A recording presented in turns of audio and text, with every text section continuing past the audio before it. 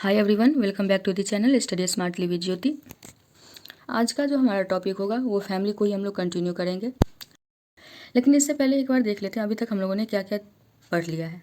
तो सबसे पहले हम लोगों ने समझा इंस्टीट्यूशन क्या होता है, फैमिली क्या होती है, डिफरेंट टाइप्स ऑफ इंस्टीट्यूशन के एग्जाम्पल्स कौन कौन से हो सकते हैं। फैमिली के अंदर हम लोगों ने समझा पेट्रियार्की, मैट्रियार्की, मैट्रीलिनियल, पैट्रीलोकल, मैट्रीलोकल। ये सारे टर्म्स अभी तक हम लोगों ने अच्छे से समझ लिया है और मुझे उम्मीद है आप लोगों को ये कंसेप्ट अच्छे से समझ में भी आई होगी। आज हम देखेंगे how gendered is the family, यानी फैमिली में जेंडर रोल कैसे एग्जिस्ट करता है, उस चीज़ के बारे में आज हम लोग देखेंगे। The brief is that the male child will support the parents in the old age and the female child will live on marriage, results in families investing more in a male child despite the biological fact that a female baby has better chances of survival than a male baby. The rate of infant mortality among female children is higher in comparison to male child in lower age group in India. इसमें बताया गया है जो हमारा जो society है वो mail centric society है। इस सोसाइटी में मेल को ज़्यादा वैल्यूज़ दिया जाता है इन कंपैरिजन टू फीमेल, जबकि फैक्ट ये है जो फीमेल जो होती है उसका लाइफ चांसेस ज़्यादा होता है, उसका ज़्यादा चांसेस है कि वो सर्वाइव कर जाए, किसी भी हार्ड कंडीशन में भी फीमेल सर्वाइव करती है। उसका जो मोर्टेलिटी रेट है वो भी इन्फेंट मोर्टेलिटी रेट वो भी गर्ल चाइल्ड जो होती है उसका कम है in comparison to the male child, boy child. लेकिन फिर भी जो हमारा सोसाइटी है इसका एक थिंकिंग प्रोसेस ऐसा है, इसकी मैंटेलिटी ऐसी है जो ये प्रेफरेंस जो है वो मेल चाइल्ड को ज़्यादा दिया जाता है। क्यों इसका एक रीज़न है, जो मेल चाइल्ड है वो हमारे साथ रहेगा और जो फीमेल चाइल्ड है वो यहाँ से शादी जब उसकी हो जाएगी तो वो इस घर से वो चली जाएगी। दूसरा, मेल को एज एन एसेट लिया जाता है, वही फीमेल को एज एन बर्डन देखा जाता है हमारे सोसाइटी में, because of dowry system and so many criminal activities against womens, और कह सकते हैं बहुत सारे टाइप के स्टीरियोटाइप्स हैं हमारे सोसाइटी में। तो इन सब कारणों से जो है फीमेल्स को एज अ बर्डन देखा जाता है और वहीं मेल चाइल्ड को जो है सो एक वैल्यू सिस्टम का भी पार्ट हम कह सकते हैं, जो घर का वारिस जो हो गया, यानी वंश को एक आगे बढ़ाने वाला बेटा को देखा जाता है, या फिर जो है सो बुढ़ापे में माँ बाप का सेवा कौन करेगा तो बेटा। इस तरीके से जो एक स्टीरियोटाइप है हमारी सोसाइटी में बना हुआ, इन चीज़ों के कारण मेल को ज़्यादा प्रेफरेंस दिया जाता है हमारे सोसाइटी में इन कंपैरिजन टू वीमेन। अब हम देखते हैं द इंस्टीट्यूशन ऑफ मैरिज। तो सबसे पहले हम देखेंगे इंस्टीट्यूशन हम लोगों ने किसे बोला था। इंस्टीट्यूशन वो ऑर्गेनाइजेशन हुआ जिसका कि एक fixed rules, regulation, norms, values है, कस्टम्स है, लॉज हैं, जिसको कि वो फॉलो करता है। तो मैरिज के अंदर कौन से ऐसे रूल्स रेगुलेशन हैं जिसको कि मैरिज जब होता है किसी का तो उसको फॉलो किया जाता है। तो देखते हैं institution of marriage. Historically marriage has been found to exist in a wide variety of forms in different societies. It has also been found to perform differing functions. Indeed, the manner in which marriage partners are arranged reveals an astonishing variety of modes and customs. इसमें बताया गया है जो marriage जो है वो different society में different तरीके से होती है। डिफरेंट फंक्शंस होते हैं मैरिज के, मतलब फंक्शन मतलब कोई जो है वो रिप्रोडक्शन का काम करता है, कोई जो है वो ब्रेड अर्नर का काम करता है, कोई होम मेकर का काम करेगा। लेकिन हर सोसाइटी में ऐसा नहीं है जो वीमेन होगी मैरिज जब भी होगा तो मेल और फीमेल के बीच में होगा हमारे लॉज के हिसाब से। तो जब शादी होगी तो ज़रूरी नहीं है जो मेल होगा वो हमेशा ब्रेड अर्नर ही होगा, और जो वीमेन होगी वो हमेशा इमोशनल सपोर्ट के लिए ही होगी। उसका फंक्शन डिफरेंट भी हो सकता है, अपोजिट भी हो सकता है। लेकिन जब हम देखते हैं हमारे सोसाइटी में तो शादी के मैरिज का जो है हमें बहुत सारे मोड्स दिखाई देते हैं, बहुत सारे अलग अलग कस्टम्स दिखाई देते हैं, जिसके आधार पे हम जो है सो मैरिज को भी अलग अलग फॉर्म्स में डिफ्रेंशिएट कर सकते हैं। इससे पहले ये जो बॉक्स दिया हुआ था इसको देख लेते हैं, इसमें क्या दिया हुआ है। अच्छा, ये एक्टिविटी है, इसमें कुछ सेक्स रेशियो दिया हुआ है 1901 का से लेकर के और 2001 तक का। तो इसमें आप देख सकते हैं जो सेक्स रेशियो जो ईयर वाइज दिया हुआ है 1991 का हो गया, तो 2001 का इसमें दिया नहीं है।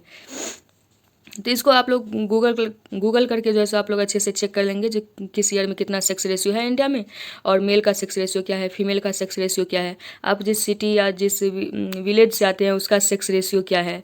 वहाँ पे मेल और फीमेल के बीच में जो है सो पॉपुलेशन का डिफ्रेंशिएशन कितना है। तो ये सारी चीज़ें जो है हम लोग आप लोग देख लेंगे अपने अपने सिटीज़ का भी, और ईयर वाइज रिसेंट डेटा भी चेक कर लेंगे। इसमें बता रहा है the incident of female foeticide has led to a sudden decline in the sex ratio.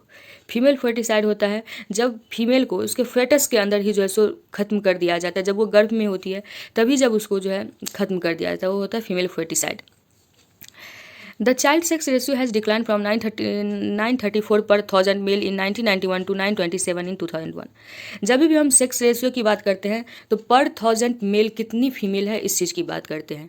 तो अगर हम 1991 से 2001 के बीच के डिफरेंस को देखें तो 1991 में अगर 1000 मेल थे तो 934 फीमेल थी। वहीं 2001 में ये डिक्लाइन करके अगर 1000 मेल है तो उस पर 927 ही फीमेल बची। तो ये हमारे सोसाइटी में बहुत ही हार्श रियलिटी को बताता है, जो यहाँ पे फीमेल फर्टिसाइड अधिक है, फीमेल का सर्वाइवल का चांस अधिक है, फिर भी लोग उसे पसंद नहीं करते हैं। और बहुत सारे इलीगल एक्टिविटीज़ जो है सो लोग इसमें करते हैं, जैसे कि फीमेल फर्टिसाइड जो है सो इलीगल है लेकिन फिर भी लोग करते हैं। किसी भी चाइल्ड का जो है सो वो मेल है फीमेल है इस चीज़ का जो है जब वो मतलब बर्थ नहीं हुआ है उससे पहले उसके जेंडर को पता करना ये भी जो है सो सही नहीं है इंडिया में लॉज के हिसाब से, लेकिन ये भी होता ही है, कहीं ना कहीं होता ही है। The situation of prosperous state like Punjab, Haryana, Maharashtra and Western Uttar Pradesh is all the more grave. In Punjab, the child sex ratio has declined to 793 girls per 1000 boys. In some of the district of Punjab and Haryana, it has fallen below 700. यानी आजकल तो ये स्थिति सुधरी है पंजाब हरियाणा में, लेकिन एक समय था जब यही 1991 वाले समय की बात है से 2001 में, जब कहा जाता है जो पंजाब हरियाणा महाराष्ट्र वेस्टर्न यूपी, ये वेस्टर्न यूपी नहीं, पंजाब हरियाणा महाराष्ट्र, ये जो है वो प्रोस्पेरस है, रिच स्टेट है, लोगों को जो स्पेशली इकोनॉमिक प्रॉब्लम ज़्यादा नहीं है। उसके बावजूद भी सबसे अधिक जो हमें चाइल्ड फर्टिसाइड या चाइल्ड फर्टिसाइड तरह की चीज़ें जो हमें पता चलती हैं वो इसी स्टेट से हमें पता चलता है। क्यों? क्योंकि यहाँ पे अगर हम देखें तो अगर 1000 बॉयज़ हैं तो उसमें से ओनली 793 फीमेल है, और किसी किसी पंजाब हरियाणा के किसी किसी डिस्ट्रिक्ट में तो ये संख्या 700 से नीचे तक चली गई है, 700 से नीचे तक चली गई है। तो यही एक अलार्मिंग साइन है जो हमें जो क्राइम हो रहा है उस चीज़ को रोका जाए। और गवर्नमेंट ने कोशिश की, डिफरेंट लॉज लाए गए, और आज जो है सो पंजाब हरियाणा में भी गर्ल्स की जो संख्या है वो बढ़ रही है। अब रिसेंट डेटा क्या है वो आप लोग चेक कर लेंगे। अब पढ़ते हैं फॉर्म्स ऑफ मैरिज। मैरिज के डिफरेंट फॉर्म्स कौन कौन से। Marriage has a large variety of forms. This forms can be identified on the basis of the number of partners and rules governing who can marry whom.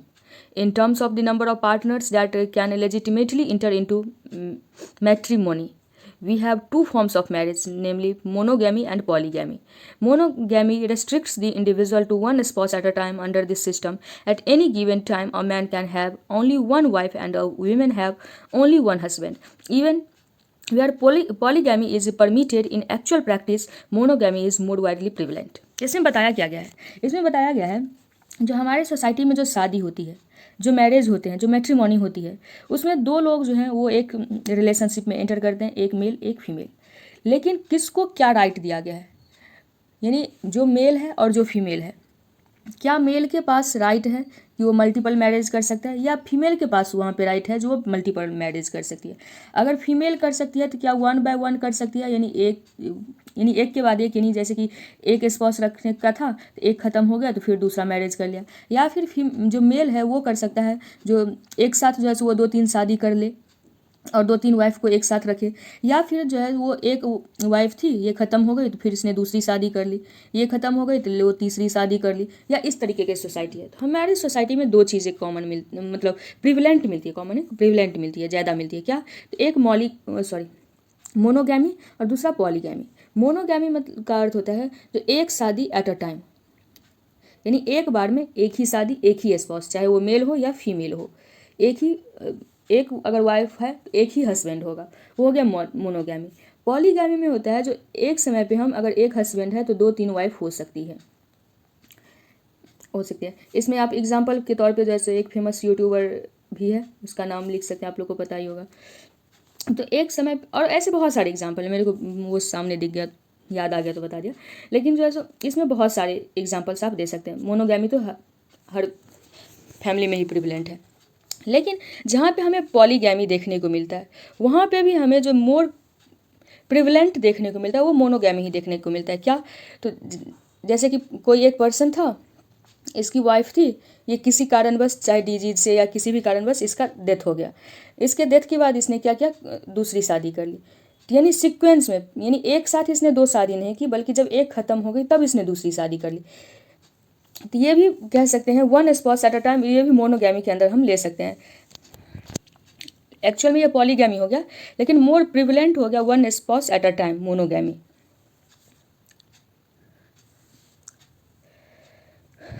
तो उसी चीज़ को यहाँ पे लिखा गया, monogamy restricts the individual to one spouse at a time.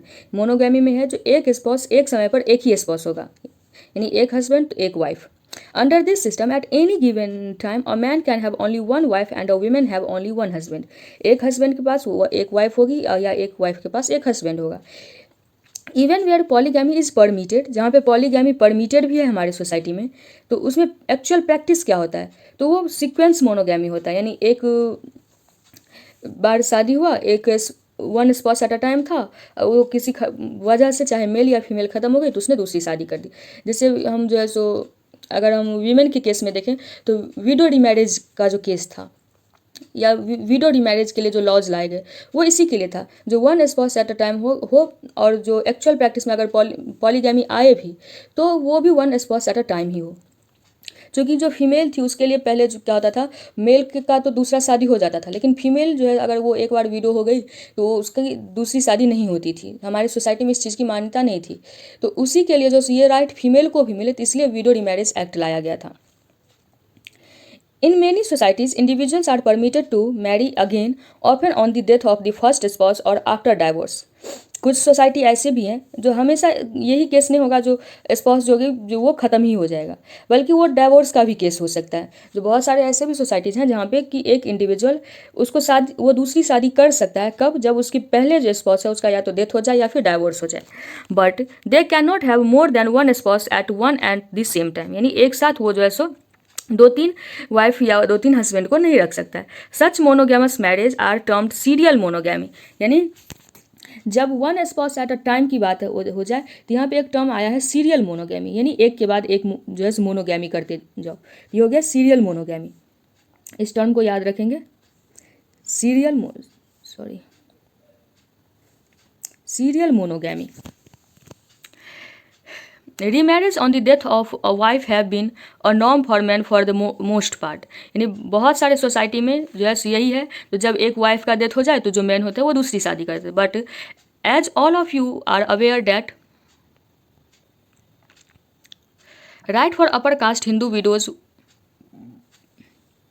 was denied and that the campaign for widow remarriage was a major issue in the 19th century reform movements। जो अपर caste Hindu widows होती थी उनको rights नहीं थे शादी, दोबारा शादी करने के, दोबारा मैरिज करने का। तो उसके लिए हम लोगों ने देखा जो 19th सेंचुरी का जो रिफॉर्म मूवमेंट्स हुआ उसमें हमें देखने को मिला जो विडो रीमैरिज के लिए जो है सो बहुत सारे एक्ट्स लाए गए। If I am right then 1829 में जो है सो विडो रीमैरिज एक्ट लाया गया था। आप लोग चेक कर लेंगे एग्जैक्ट ईयर क्या है, मुझे एग्जैक्ट ईयर नहीं याद है। What you are probably less aware is that today in modern India nearly 10% of all women and 55% of the women over 50 years are widows। इसमें देखो कितना शॉकिंग फैक्ट है, ये हम कहीं भी लिख भी सकते हैं, कहीं अगर हमें एग्जांपल देना हो, वीमेंस के कंडीशन को दिखाना हो तो इसमें हम दिखाएंगे। हमारे सोसाइटी में अगर हम देखें तो जितनी भी वीमेन है उसमें से नियरली 10% जो वीमेन है वो विडोज़ हैं। और अगर हम 55 ईयर्स से ऊपर की बात करें, जो वीमेन 55 ईयर्स से ऊपर है उसमें से 55% ऐसे विडोज़ हैं जो कि ऐसी वीमेन हैं जो कि विडोज़ हैं। ये एक जो है स्टडी है चेन के द्वारा, वो 2000 ईयर में किया गया था, उसमें इन्होंने ऐसे बताया। Polygamy denotes marriage to more than one mate at one time and takes the form of either। Polygamy का अर्थ हो गया जो एक समय पे एक से ज़्यादा उसके सोलमेट्स हो सकते हैं, एक से ज़्यादा उसके मेट्स हो सकते हैं। Polygamy वन हस्बैंड विथ 2 और मोर वाइफ्स और पॉलीएंड्री वन वाइफ विथ 2 और मोर हस्बैंड। जब एक हस्बैंड के पास एक साथ दो यानी एक या एक से अधिक, एक तो मोनोगैमी हो गया, दो या दो से अधिक वाइफ्स हो तो उसे हम पॉलीगैमी बोलते हैं। लेकिन जब एक वीमेन के पास एक समय पर दो या दो से अधिक हस्बैंड हो तो उसे हम पॉलीएंड्री बोलते हैं। Usually where economic conditions are harsh, polyandry may be one response of society, since in such situation a single male cannot adequately support a wife and children. Also, extreme poverty conditions pressurize a group to limit its population. अब इसमें बताया गया है polygamy तो हमारे society में होता है, एक्सेप्टेबल है, लेकिन ये जो कंसेप्ट है पॉलीएंड्री का, पॉलीएंड्री यानी एक वीमेन है और इसके जो है सो 2-3 हस्बैंड है। ये एग्जाम्पल अगर हम अपने एपिक से लें तो पांचाली, द्रौपदी, वो एक एग्जाम्पल है जो एक वीमेन के पास 5 हस्बैंड है। अगर हम देखें तो ये, अगर हमारे सोसाइटी में देखें तो ये कंडीशन कब आता है, या तो ये जो मेल्स हैं, ये जो फीमेल की जो रिक्वायरमेंट्स होती है, जो फैमिली की रिस्पॉन्सिबिलिटीज़ होती है, एक सिंगल मैन अपने पॉवर्टी के कारण जो है इतना अफोर्ड नहीं कर सकता है जो वो वाइफ और चिल्ड्रन की रिस्पॉन्सिबिलिटी ले, तब ये 2-3 लोग मिल करके जो है अपने पॉपुलेशन को भी लिमिट करते हैं और अपने हार्श इकोनॉमिक कंडीशन के कारण 2-3 लोग मिल करके किसी एक सिंगल वीमेन से शादी करते हैं। इसे हम बोलते हैं पॉलीएंड्री, यानी एक सिंगल वीमेन का 2-3 हस्बैंड जब हो जाए तो वो पॉलीएंड्री, और एक सिंगल मेल का जब 2-3 वाइफ हो जाए तो वो हो गया पॉलीगैमी। तो अभी तक हम लोगों ने जो इंपॉर्टेंट टर्म समझा, polygamy, polyandry, monogamy, polygamy, serial monogamy, ये सारे इंपॉर्टेंट टर्म्स हैं जिसे हम याद रखेंगे। और एक होमवर्क के तौर पे हम लोग विडो रिमैरेज एक्ट जो है उसके बारे में पढ़ेंगे और कौन कौन से पर्सन्स थे जिन्होंने जो है सो इम्पॉर्टेंट रोल्स निभाए जो वीमेन रिमैरेज एक्ट आए हमारे सोसाइटी में। तो इस सब के बारे में हम लोग एक बार देख लेंगे। रूल्स आज के लिए हम लोग इतना ही रखते हैं। अब नेक्स्ट लेक्चर में हम लोग रूल्स ऑफ एंडोगैमी और एक्सोगैमी को देखेंगे। अगर आपको ये लेक्चर अच्छा लगा हो तो आप चैनल को सब्सक्राइब करें, वीडियो को लाइक करें, और अगर कोई क्वेश्चन हो, कोई डाउट हो तो आप कमेंट सेक्शन में पूछ सकते हैं। थैंक्स।